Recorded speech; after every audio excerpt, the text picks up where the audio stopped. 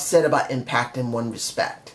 Now, mind you, it's not that it's been unbalanced when it comes to the storylines in their wrestling. Notoriously for TNA, before turning to finally the Impact, they always was off balance with their wrestling. They were off balance with their storylines. In the mid-2010, going to where it is now, their storytelling and wrestling was so off kilter. Either we had too much wrestling or too much storyline. And in this case, it's not much of a difference. I mean, Anthem is trying to fix the problem. They're trying to give a balance of storyline with wrestling. And in this way, on this show, I'm not saying it's perfect. But I will say I will give them an A for effort because they are trying very hard to sell stuff for wrestling and storyline. But there is still one major problem that cannot be overlooked.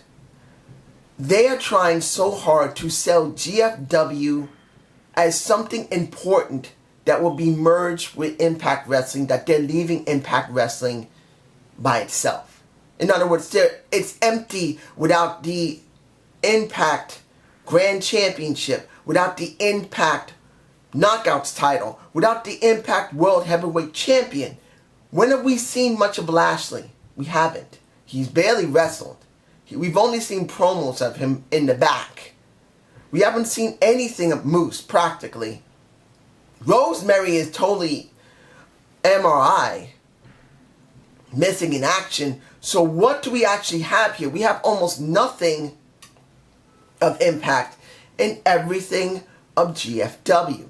And that really does upset me a bit. You should have a good balance. When you see the match between the Kid and Junior Connection versus LAX, do they really sponsor the Impact tag belts? No, not really. They don't really care. They don't say that we are LAX. We have the Impact Grand Championships. No, no. We have the Impact Tag Championships. We are the best. And when we finish with this stupid GFW thing, we will be the best across them both. I'm not saying not to at least sell a little bit of GFW, but when you're fixing this as only GFW and making Impact second, it makes the show diminished. It wasn't about the match itself, and it was a great Lucha Libre match. It was a very high octane match. And Gazza Jr. doing that pants thing, I mean, come on, man. Like I said, maybe it got over in AAA. Here, since we don't see him often, it is a novelty and it's interesting. But when we see him more often, I suggest he stop doing that for a while. As it stands right now, it is still fresh. But of course, LAX wins. I don't expect him to lose. There's almost no one in the tournament. So it's like, it doesn't really feel important when you're not emphasizing the Impact tag belts. Here's another one.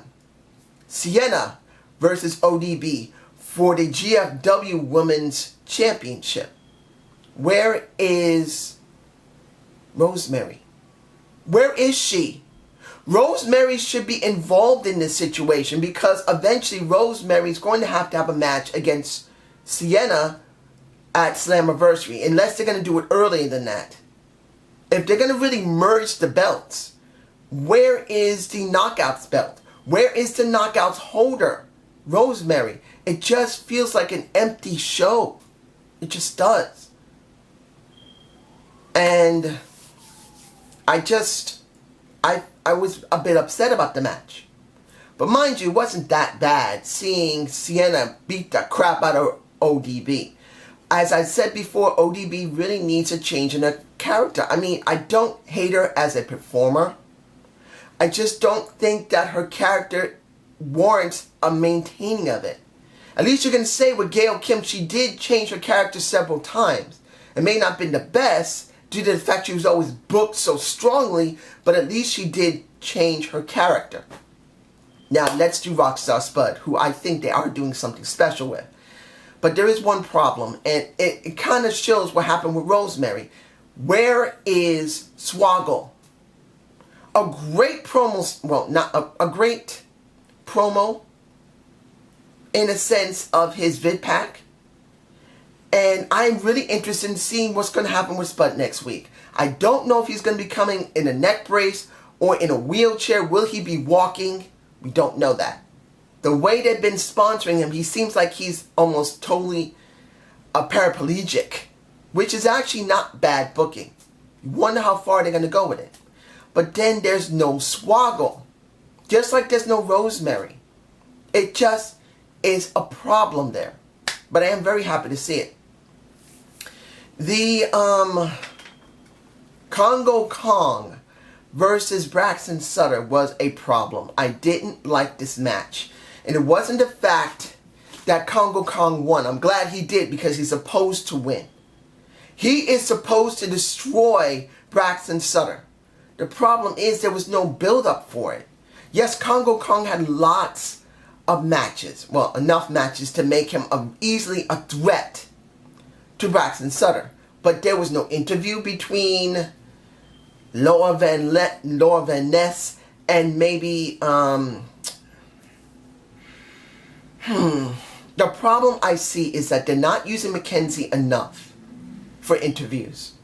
They need to use her, particularly when it comes to Congo Kong and Laura Van Ness. She should have been interviewed.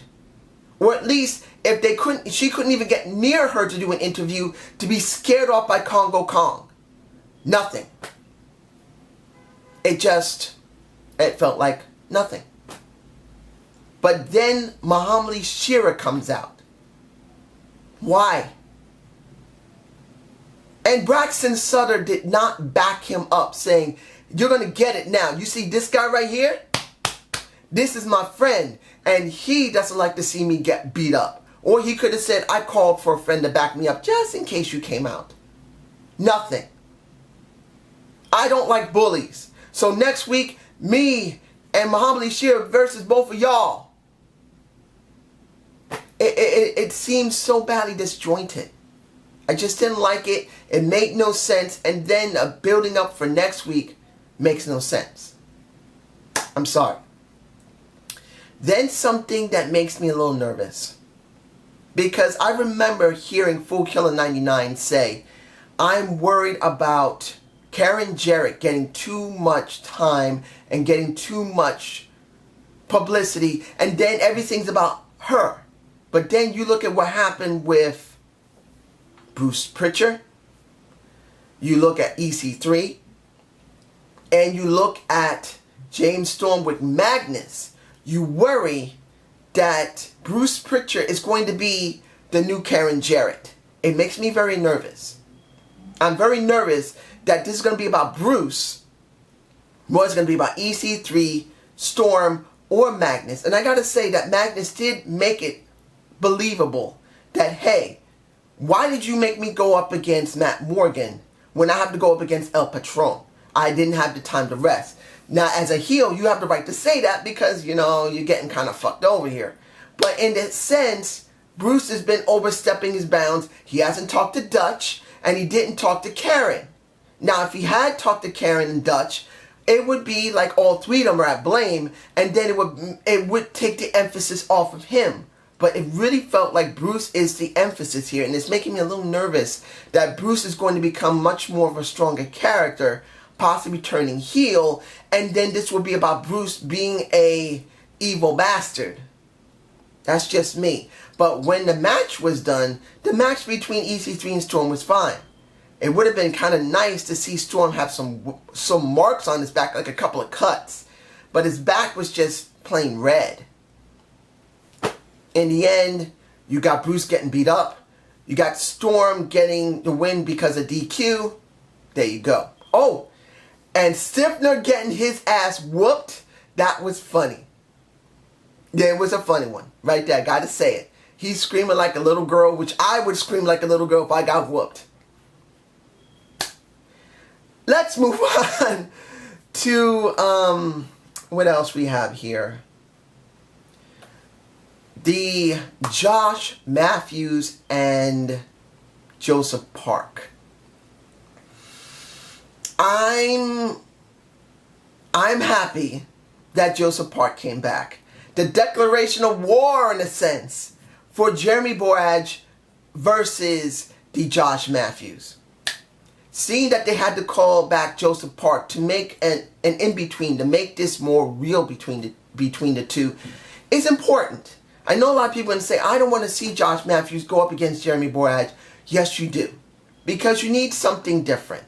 You need to have a reason for Josh to go away from the commentary table and actually face someone in the ring. And this also could springboard him to becoming a manager, either for his wife, either for EC3, either for Magnus. He could easily become a manager, which honestly we do need more managers in Impact Wrestling.